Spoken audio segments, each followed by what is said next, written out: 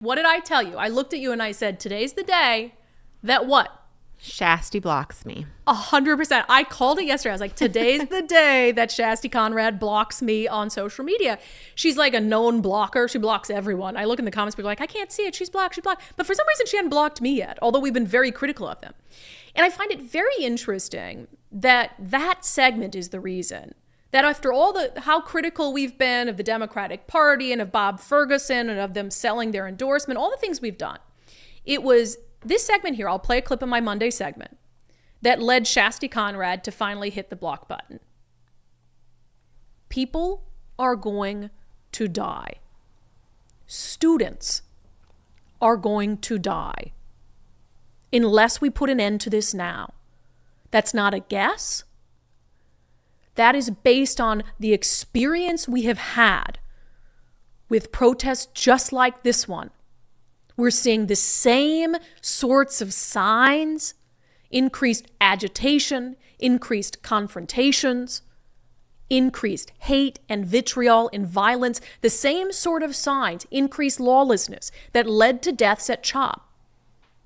And if you don't believe it's going to happen on our college campuses, you are very, very wrong. And people like Shasti Conrad will be the ones left with blood on their hands. So all the things I've said, critical of the state Democratic Party, as a journalist, as a commentator, that's the segment that led the chair of the Washington State Democratic Party, Shasti Conrad, to block me on social media. And I'm thinking, what was it? You know, was it the fact that she thought it, did she think it was unfair? Did she think it was too harsh? Or did she know, in light of what we saw happen yesterday, that I was right, that I am right, and she is wrong, and there is no excuse. There is no excuse for covering for these violent far-left extremists. Because again, I said in that clip, Shasti Conrad will have blood on her hands for condoning this behavior. And what did we see yesterday? Well, we saw very real blood. You okay? We should call the cops. Very real blood. And yes, I do blame people like Shasti Conrad.